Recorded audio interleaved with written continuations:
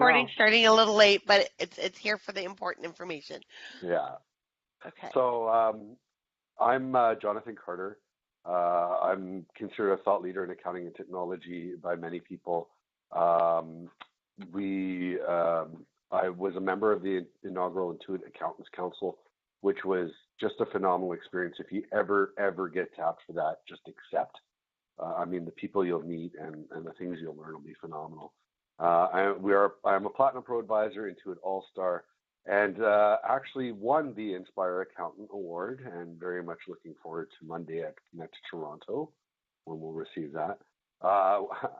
We are known collaborators, and we want to see improvement across the industry. We want to see it for the business owners, for the general public, for bookkeepers, for other accountants, and there's bookkeepers and there's bookkeepers, there's accountants and there's accountants. And the variety of quality that you get across the industry is way too diverse. It needs to be tightened up, and I'd really like to do as much as possible in that area. I have a lot of experience in the mortgage industry. I run some rental properties on the side. As far as a business goes, we tend to focus on technology-related businesses for the bookkeeping side of things.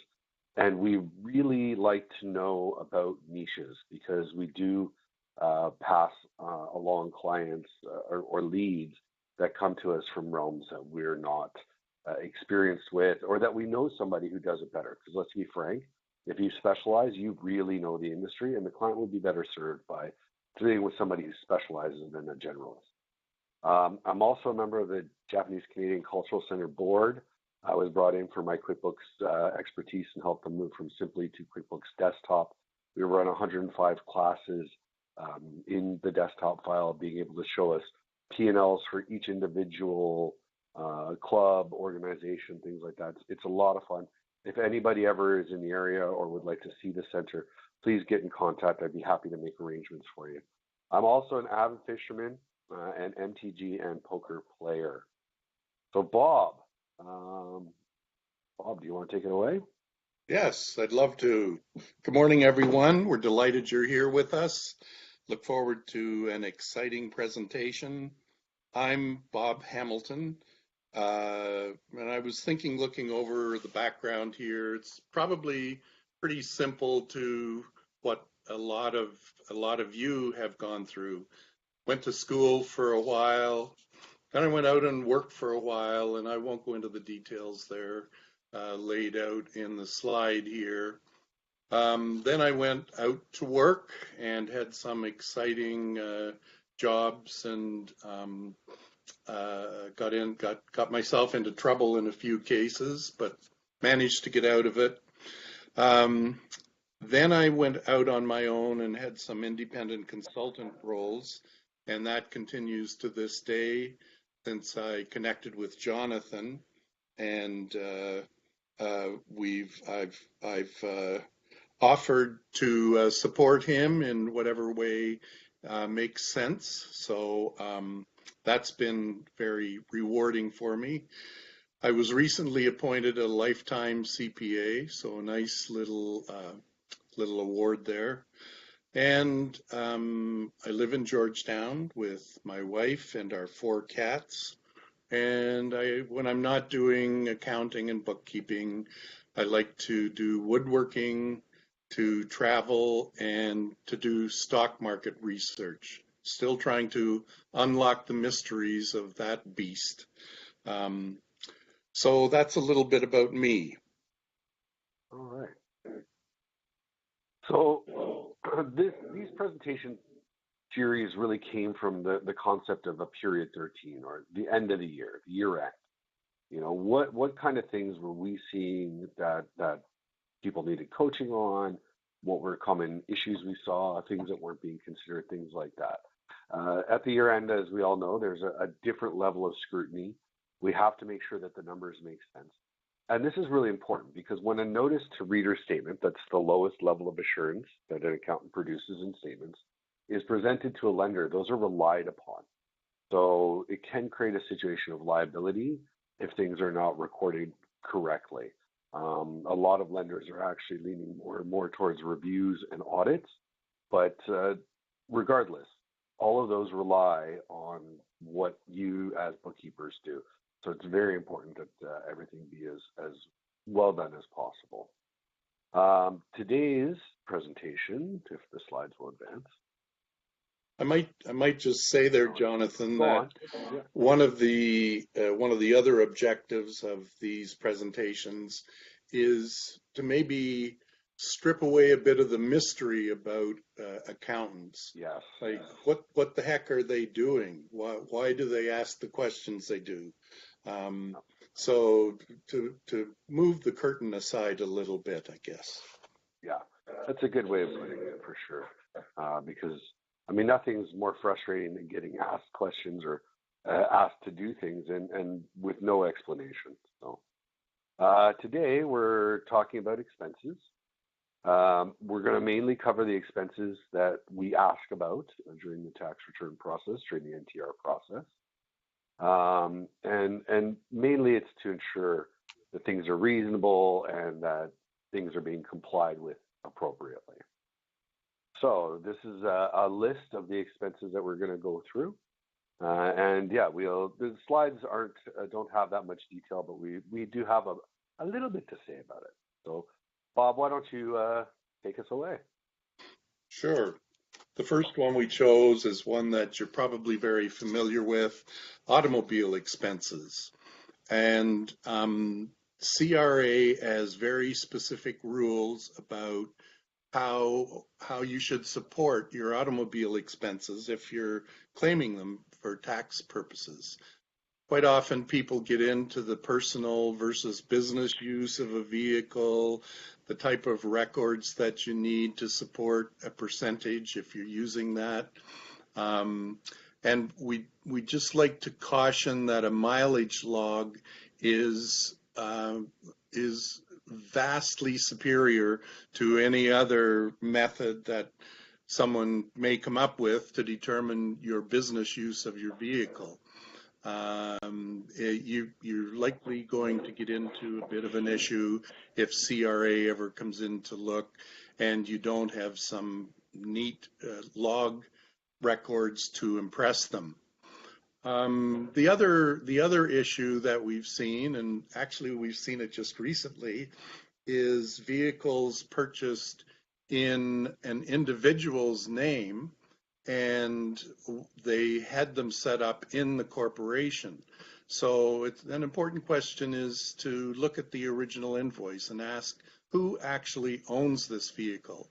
Is it appropriate to set it up in the business and take capital cost allowance there?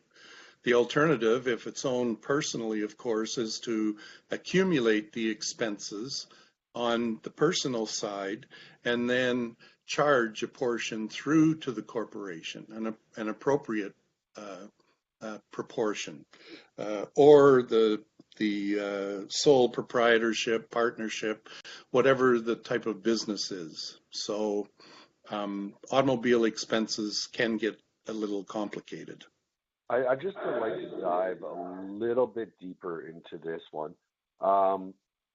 First of all, mileage logs. This is the one area where I'm still pretty old school.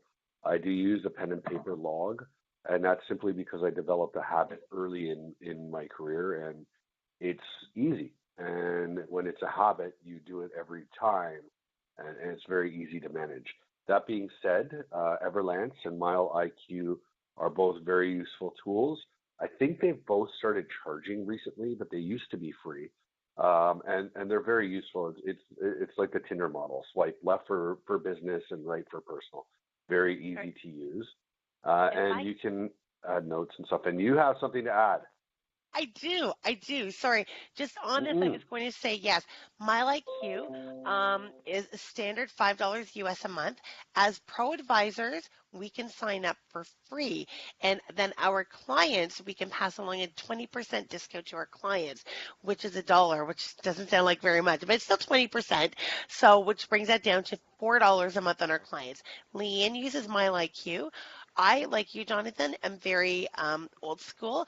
I have a very easy mileage log that I will actually attach. It's on my website for anybody to download for clients to use. I'll attach that and send that out with the webinar recording and because that's what I use. I just sit down. I spend about 10 minutes a month, sit down as long as I'm logging where I've gone from Google Maps because I see everywhere I've been. And it's really easy where you're just checking your odometer reading once a year. So it's the easiest mileage log I've ever used, and I continue to use it out of habit. Yeah, So I'll is that attach that. And, yep. So I'll attach that, send that out for anybody who wants to use it. And yeah, and then there's your information on MileIQ as well as the cost and that you can get a free one. what I would recommend though is making sure that you're up to date on your mileage log. Going back and trying to think about stuff after the fact is extremely trying.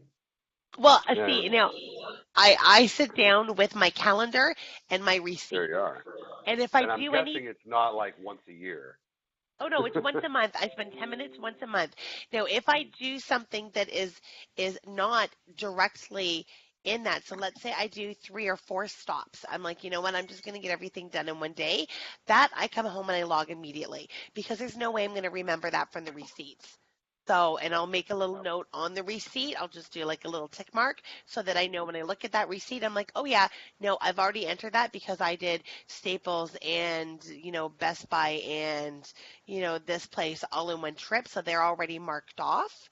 And that's when I say I would do that. Or if I got rerouted due to construction or something like that, again, I would do that immediately while it's in my memory. And again, I just go to Google Maps and it's really easy to drag and change.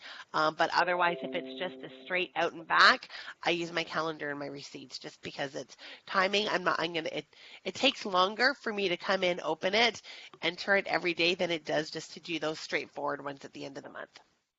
That segues beautifully into something I was going to mention. Now, I'm a Droid. I'm an Android user. I am not an Apple user.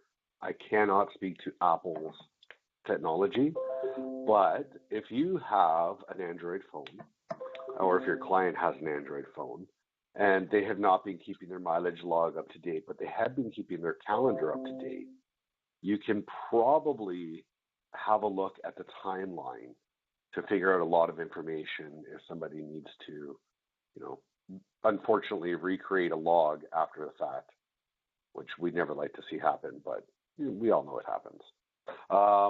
So being a perpetual learner, I did learn a couple very interesting things. Well, one I knew about and one was new to me. So the mileage log, nowhere is that required in the Income Tax Act. This is an administrative thing that CRA does, and it makes your life a heck of a lot easier if you have the mileage log. I mean, if it goes to court and you hire a lawyer, you might be able to still claim those expenses, and that's a big might because the burden of proof is on you. But just to make life easier for your clients and keep things as least expensive as possible, definitely encourage the use of mileage logs. With regards to who owns the vehicle, there's another interesting situation that can occur. If the vehicle has been pushed into the corporation with no transaction recorded, it's been sold at $0 value, which is not fair market value, to the corporation, which can create another tax effect for the corporation. So these kind of things are very important. Legally, who owns stuff? What are the implications of putting that into the business? How do you get it into the business properly? These are questions that should be asked and considered, especially if the client is looking to transition out of the business, either sell the shares or sell the assets down the road, because it can create a lot of tax headache if you're not careful about it. So I think we beat auto to death enough. Is there anything to add from Tanya or Bob? I'm good. No, I was going to say, and that concludes our webinar on the topic of auto expenses. Auto expenses, yeah, really. Since we've run out of time and being sorry. I probably could do a webinar. That's very helpful to combine all our experience and learn something from each other. That's what these webinars are all about.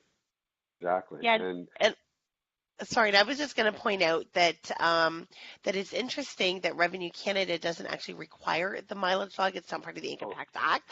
I would still consider it under. When I look at everything again, I spent quite some time with an auditor many, many years ago, just picking her brain on everything, and I look at everything with an auditor's eye, basically, as to whether it's going to go through. And as I tell my clients, is it reasonable? Is it justifiable? Can you prove it? So I would consider the mileage log as definite proof. So if you yeah. can't prove that you did that, it would be thrown out. So even though it's not really required, as you said, it's kind of the only way that you can prove it. Let me rephrase so there's no misunderstanding. Okay. The mileage log is not required by the Income Tax Act. It is required by CRA. Which So is kind of CRA still funny how it is not, right? Yes. So yeah. So CRA. I think there are ITARs that, these Yes. supplemental publications that come out from CRA, and I think it's in there that they strongly suggest a mileage log. But Right. in any event, you need something that's supportable, Yeah. that is documentation which can support the split between personal versus business use. Yeah. So CRA is an administrative arm, and this is an administrative policy. It's not a legal requirement. So that's all I was trying to say about that. It was something new that I did not know that I just learned last night. And yeah, being a perpetual student, we learn new things all the time. Anyway, if there are more questions about that, happy to deal with them at the end, but we should continue on. And our next item we're going to talk about, if my slides catch up, is bad debt. So this is something that we see a lot, is we'll get the AR aging, and there'll be items on there that could be more than a year old. First of all, try and collect them. Always try and collect them. But if there's a situation where it could be uncollectible, an allowance for bad debt has to be made. That was covered in a previous webinar, so we're not going to go too deep into it. But if the client has an ongoing issue, there's a good opportunity for us as professionals to offer some degree of a service add, whether that's using something like Invoice Sherpa or Pluto to request payments, automating emails to do the same, or just even, creating a collections policy and following up on those things, making that part of the day-to-day. Bob, did you have anything you wanted to add about bad debt? Yeah, I could add something. I'll just mention that the topic came up in real life in a file we're working on right now with Tanya. And I noticed a couple of really old receivables sitting in the aging. So I asked about them, and the response was that the receivable is, although it's under an individual's name, it's from a government ministry. And there are certain requirements that have to be met before the ministry will actually pay for it's an insured type of situation. So the ministry will not pay for some time. So those debts really are not bad. They just take a long time to go through the process and get collected. That's Well, right. now, I was just going to add to that that's in the medical field. And yes, when you're going under the Ministry of Health and Long-Term Care, which is generally like a veteran, for example, if they're in treatment for a year, they cannot bill for all of that treatment. So it goes on the books as the treatment occurs, but they can't actually bill the Ministry of Health for it or take the money, because the Ministry of Health pays in advance, until they are discharged, which could be a year. So the money is sitting there in Holly's extra bank account, the trust bank account. She just can't transfer that over to her to clear the bill until that patient's been discharged. So it's really important that you know your clients and know exactly what's going on in the back end, so that, wrong advice isn't given to the accountant on this. Absolutely. working through some lawyer files also with Tanya Fernolik, that can be an issue for public defenders.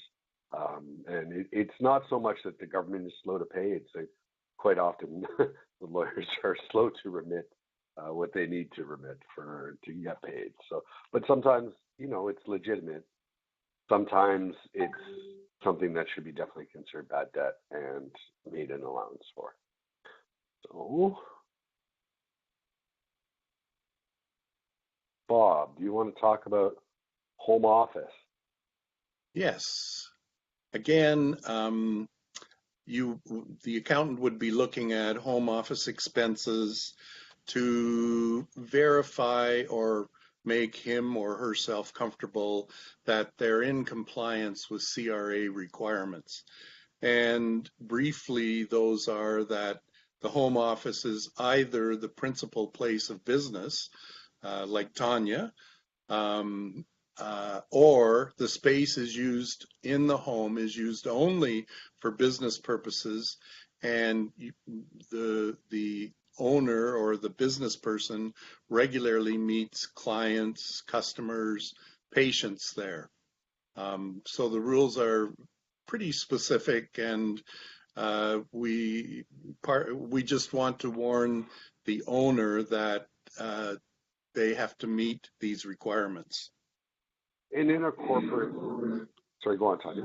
I was just going to add something quickly about this because this has actually come up this week as well. With Leanne was out doing a presentation, and it kind of ties into the mileage as well. A lot of people were clients out there, or potential clients, have definitely wrong impressions. So what happened was Leanne was trying to explain to them. They're like, okay, well, I have an office in my home. I, maybe do event planning or like designs or set up for events, so they don't actually work in their home, they go out to work. So the one person was driving, there's two owners. The one owner was driving to the second owner's house. They were leaving the second owner's house in one car, going to the clients to do all of the work, and any materials that they would use in the setup was in storage. So at that point, we were saying, well, no, where do you actually do? So how we explained it in a way that they can understand, where are you actually doing the work that is making your money? If your home office is, you're just sitting there at the table and you're just, adding up your paperwork or whatever for your bookkeeping, that first off is, not considered your commute, because they were trying to write off mileage everywhere as well. And we're like, no, no, no. The mileage from where you're doing your paperwork to where you're actually doing the work that you're charging for, that is the commute, because they were, again, trying to write all this off. They did not see clients in their homes because they went to set up the events, and they always go out to the client. So it's you need to kind of make sure that you're advising your clients properly on that, because Revenue Canada is starting to crack down on that, especially the commute. Yeah, there are some different ways that you can structure this in a corporate environment. They all have different tax implications, but definitely the easiest is square footage method and then assigning expenses through to the business. That tends to be the most standard method that's usually used. It's based on square footage of the home and square footage of the dedicated space, whether that's a workshop, office, whatever it might be. There are situations where I've seen corporations have rental agreements, but then you create, a rental income on the owner side, and essentially the expenses just get transferred pretty much the same way. It's just on the T1 instead of on the T2. I won't go into too much detail because there's all kinds of different setups for this, but I would be remiss, and Mike Ford would be mad with me if I didn't say, learn about your municipality and the zoning laws. I have seen a situation very recently where a private home got rezoned as commercial, and property tax went up about 300% as a result of that rezoning. And of course, getting a mortgage on that property is now far more difficult. And that was because it was a house converted to 100% use for business. That happened to me this week, and I haven't told you that yet. So they rezoned my garage as commercial, and my property tax went up $1,200 for this. So I'm not fully commercial. I'm partially residential, partially commercial. But because they did that, because of course we had to have permits for this, and when they came out and done that, so I'm fighting that. So yes, whether it's 100% rezoned or partially rezoned, absolutely, and that's huge. I mean, you say again, a single car garage, because of that commercial rezoning, has added a third, because I guess my property taxes is well almost 4,000. So my property taxes have gone from like 3,600 to up to 5,800 or whatever, 4,800. So Yeah, yeah. it's something So to consider. And Tanya, make sure you speak to your mortgage broker. well, we're with the same place. We're not. Yeah, I'll let them know when we renew. So were they, and there was a whole complication. We can talk about that one offline. Okay, we'll talk off. But Okay, perfect. yeah, I don't ever want to see people get into trouble. And let's just say the banks aren't the best at giving advice. So, okay, let's move on. We've already our time is up, and we're on like slide 10? Yeah, Of like 20. maybe we should, Jonathan, maybe we should ask the participants if they would like to continue through the rest of the expenses. Yeah. I would estimate we're only about halfway through. Yeah.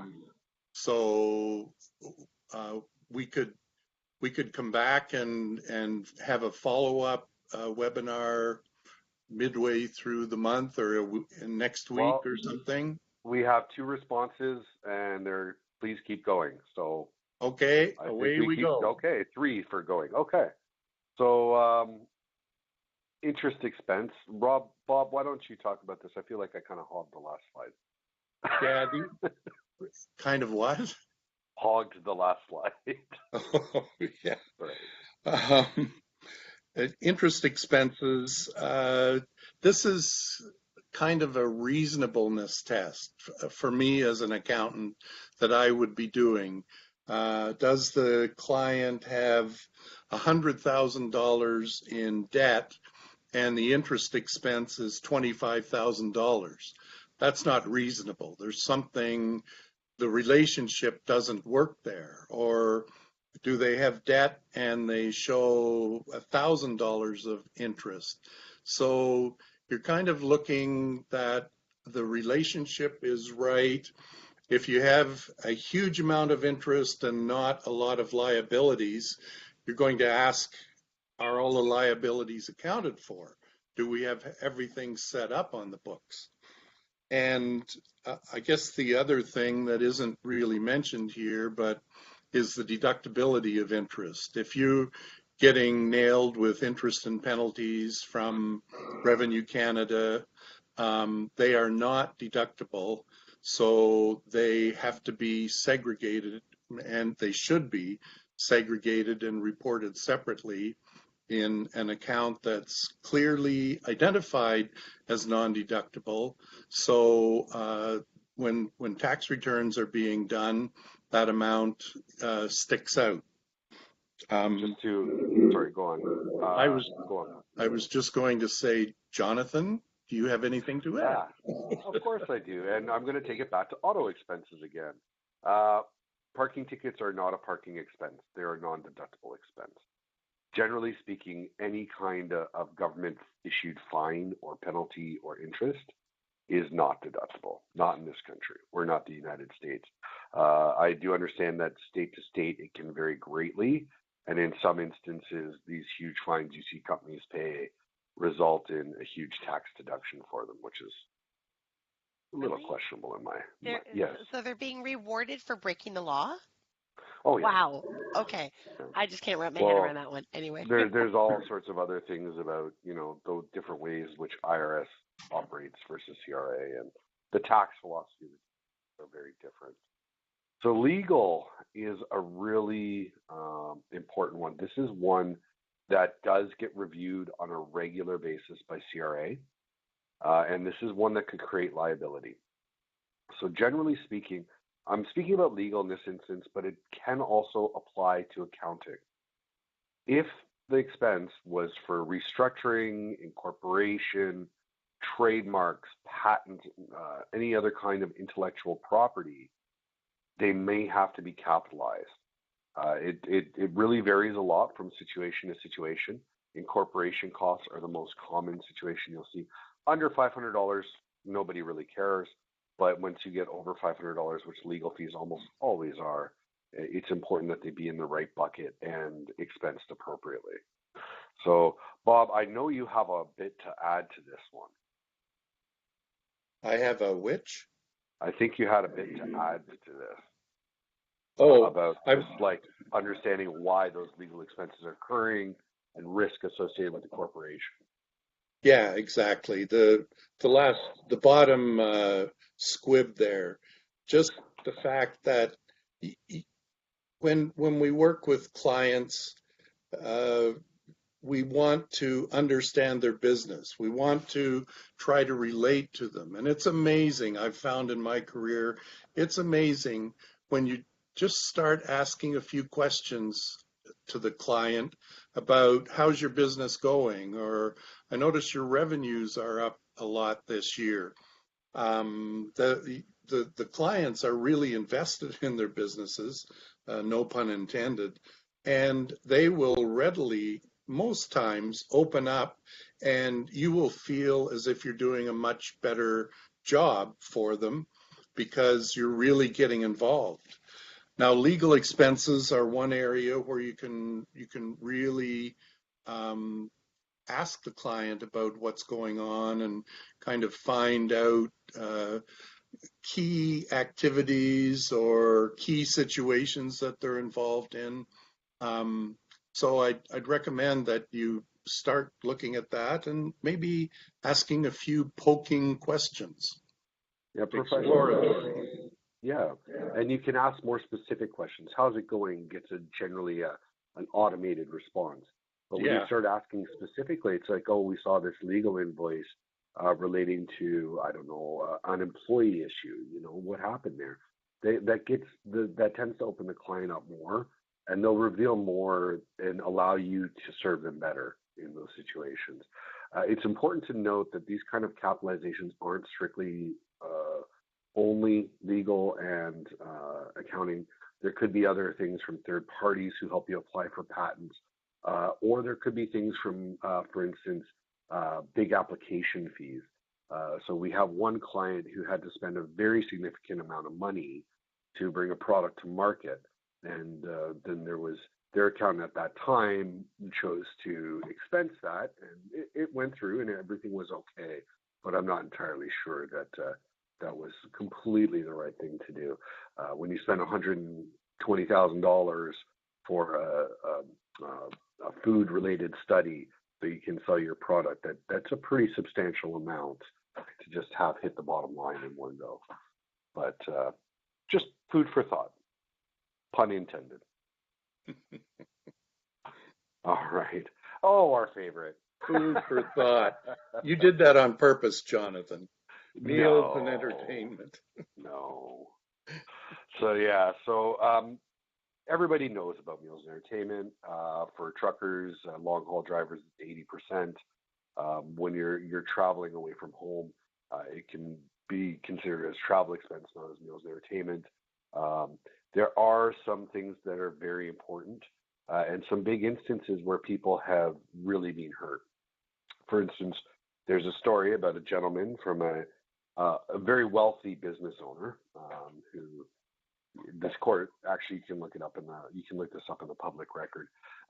He threw a birthday party for his wife, and he invited all of the senior executives and had the entire item written off as meals and entertainment, which of course is extremely aggressive. It was disqualified because it did not include substantially all of the people for the company. It was more of an exclusive thing that was just the senior executive team and then personal guests. So really, they essentially just disqualified it. Going to McDonald's and buying your Big Mac combo at lunch is not meals and entertainment. The CRA expects that if you are working, that you are brown bagging your lunch. Eating out, meals and entertainment, they want to know who you met with and why. In the past, it has been strictly when there's more than one purchase on the receipt. Generally speaking, that's the rule you should follow. Is meals and entertainment for one is generally speaking not meals and entertainment. However, amongst the hipster and startup community, going Dutch is becoming pretty common. And the way we've approached that is we've just documented it very well, and we have not had an issue yet. However, that being said, every review agent is different. So Anything to add about this? I think this is pretty straightforward. No, it's good. Okay. You mentioned the office party restriction. I You can didn't only actually. deduct it if it's open to all the employees as a general rule. Yeah, exactly. I don't want to add something here on this. This is what I do. If I go out and I buy coffees, again, some small, insignificant amounts for everybody in the office, if I went out for a coffee, Timbits, I throw that under an office expense because I'm buying for everybody. I don't do it, and it's not significant enough to be considered an office party or whatever, but I will do that, like once a month, twice a month, something like that, again, where I'm buying for everybody. So it's something like that. So I don't know how you guys feel about that, but that's what I do. Again, Well, it's not a lot, it's an insignificant amount, and I'm including everybody. So it's an interesting, I'm glad that you brought it up because there are certain things that CRA is okay with for that. Like, coffee and tea for the office, your coffee filters, they're not going to make a big stink about that. The Cedar Springs bottled water, they're not going to make a big stink about that. In the startup community, one of the things that I'm seeing is everybody wants to be Google or Facebook and feed their employees healthy, natural foods all the time. And they're spending a lot of money on stocking a fridge that's open to whoever to take food. And I think that's a really gray area. I have not heard any feedback or guidance from it. If you ask a CRA agent, they will tell you that all food needs to be meals and entertainment. There's no way to write it off at 100%. This is going to be an interesting one that's going to come up in the near future because this is something that has come up from the States, and it's a very common practice there. And I can't speak to the deductibility in those situations for the U.S., but the guidance that I've received from CRA is that is not an office supply. That's way beyond coffee, tea, and water. Okay, memberships. All right, right off the bat, I want to tell everybody and make sure, like all your clients will try and do this. Golf club memberships are not deductible. Golf is generally not deductible. And I see people trying to deduct it a lot. So that recreation right there, people belong to hunt clubs or, racquetball clubs, those kind of things. No, that's not how it works.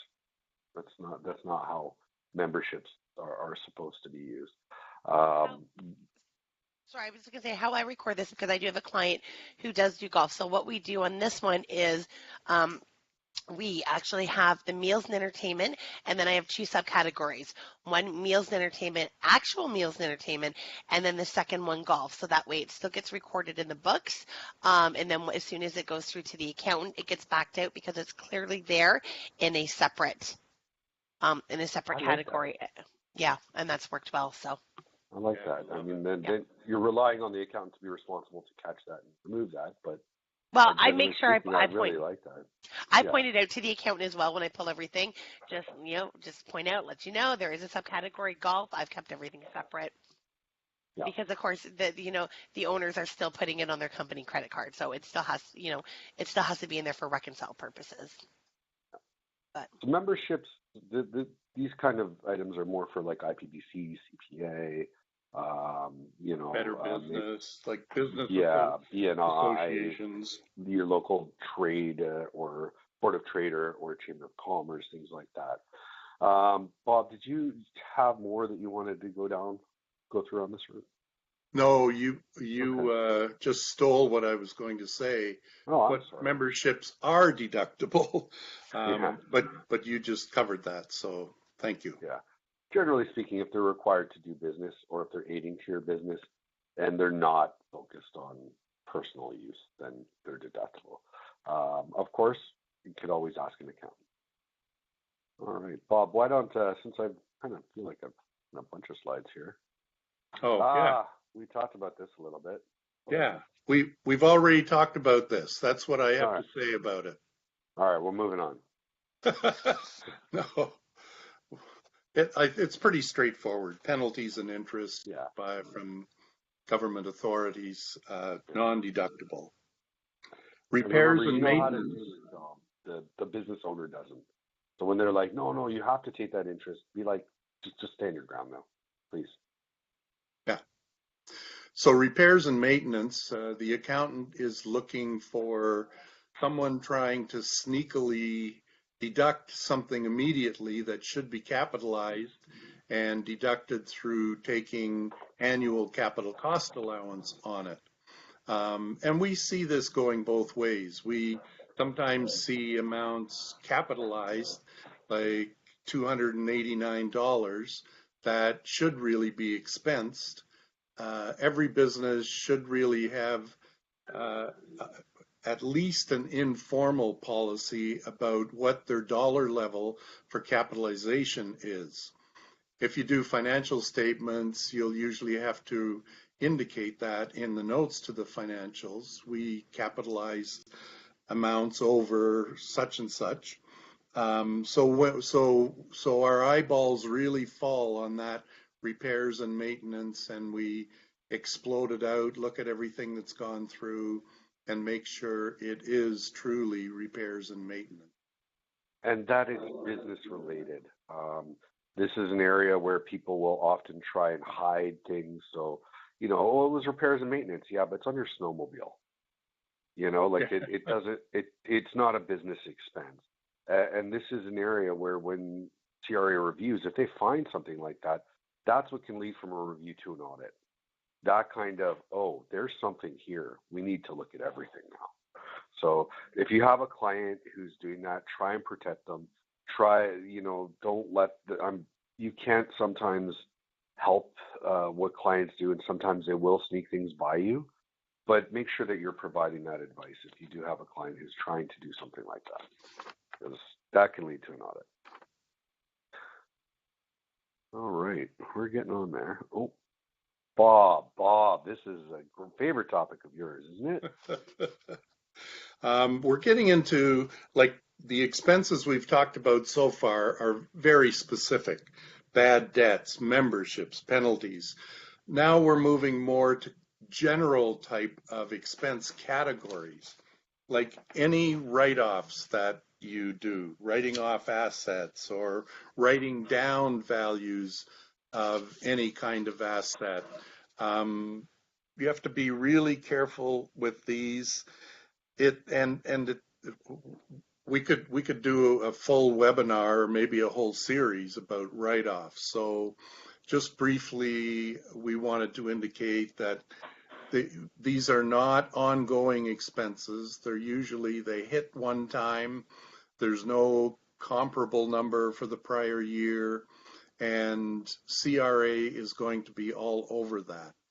The rules are very specific again, and the accountant, in looking at them, will want to verify that they're supportable and that they meet the whatever rules a write-off of that kind would have to meet. Yeah. Anything, Jonathan? Yeah, one thing that I've seen that's gotten people into trouble is, and this was actually an accounting firm, not a bookkeeping firm, where they had not been doing the bookkeeping well, and they didn't know what to do with something, but they knew it wasn't right, so they just moved it, and they brought it from the balance sheet to the P&L, resulted in, from my preliminary examination of that file, a double counting of about $240,000 in revenue, which of course had a massive tax impact and called into question what had been going on throughout the entire history of the relationship between that business and that accounting firm. So, I mean, sometimes, you know, this is not something that we see solely from bookkeepers. There are accountants who can be a little bit too aggressive and get their clients in trouble doing this. But yeah, reasonable, supportable, those are the key things to think about.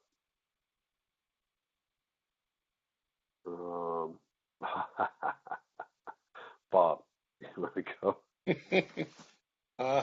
I thought you'd like to talk about this, Jonathan. Oh, miscellaneous accounts. You can let's call it miscellaneous, uncategorized. Ask the accountant whatever name you want to put on it. The stuff that is you don't know what to do with. Yeah. Ask. Yeah. So this is something most accountants, being the type of person we are, you can put $1.79 in an account called miscellaneous, and we're going to ask what it is. Put it in an appropriate account, or even add a new account to the chart of accounts if it's large enough. And but please don't use miscellaneous. That's probably a personal opinion. You may see it in some cases, but I'm just saying you won't very often get away with it. Yeah, don't also too. Sometimes what we see is instead of miscellaneous, things will get dumped into like office, general, and admin. Don't do that either. I mean, it's better to actually have it in an uncategorized or miscellaneous area and have a discussion about it than it is to dump it somewhere where it might end up being hidden and create a tax effect because it's not correct.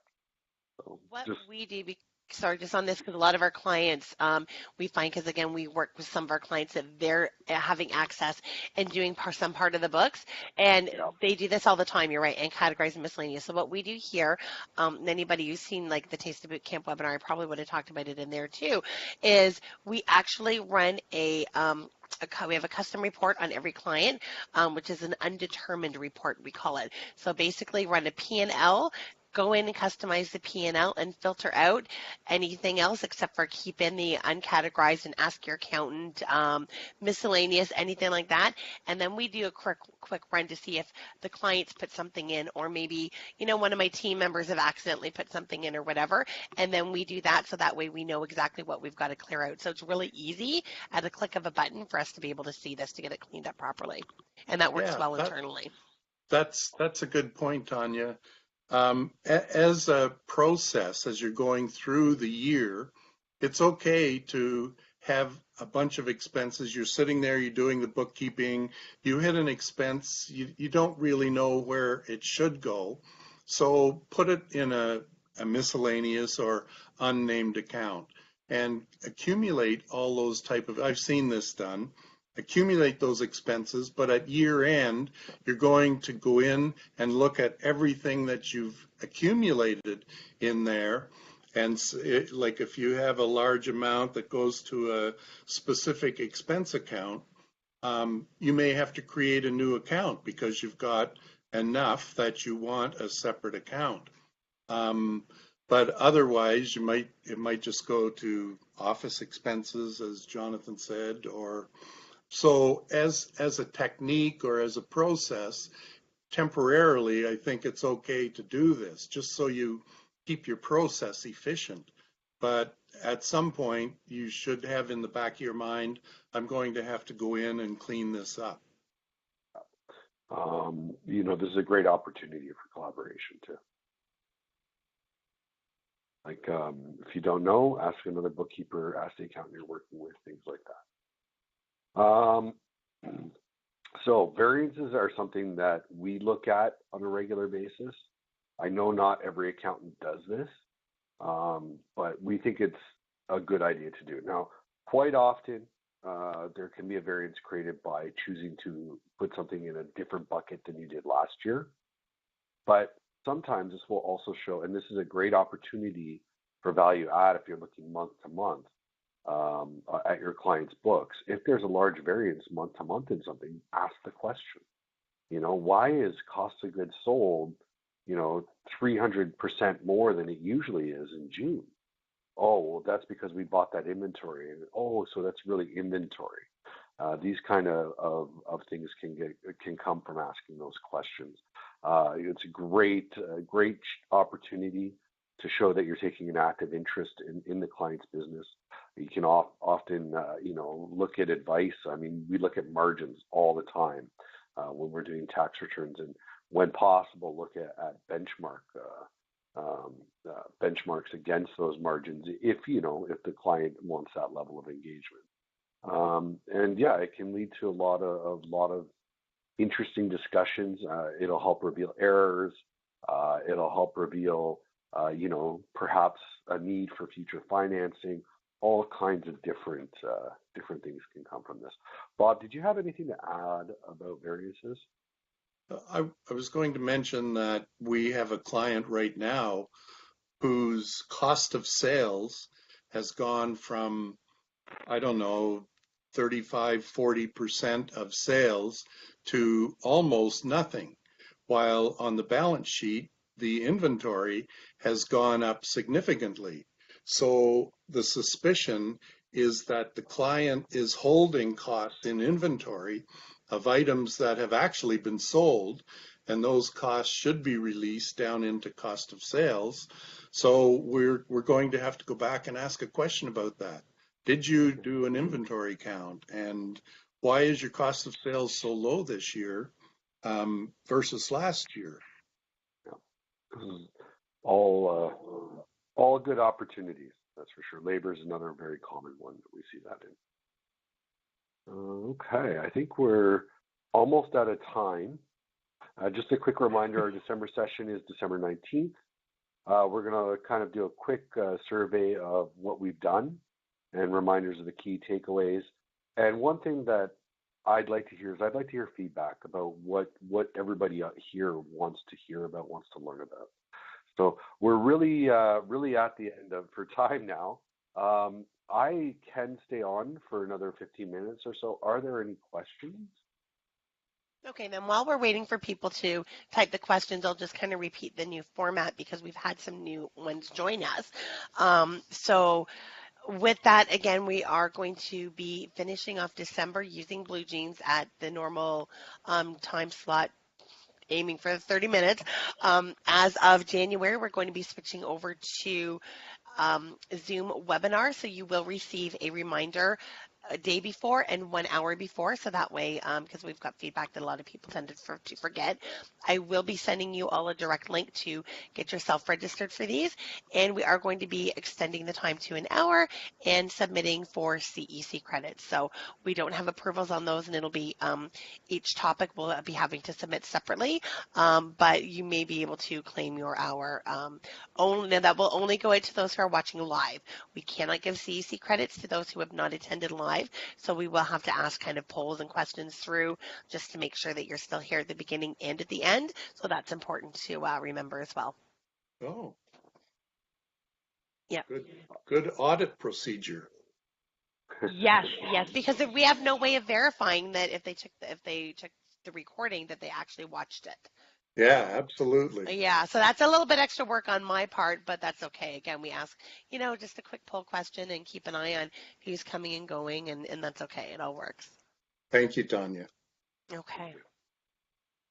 It doesn't look like there's any questions. I'm actually honestly kind of shocked because we talk about a lot of different kind of tax implications that can come from just the expense side of the P&L. There's a chat. No, just Karen saying thank you. Oh, you're welcome. My pleasure.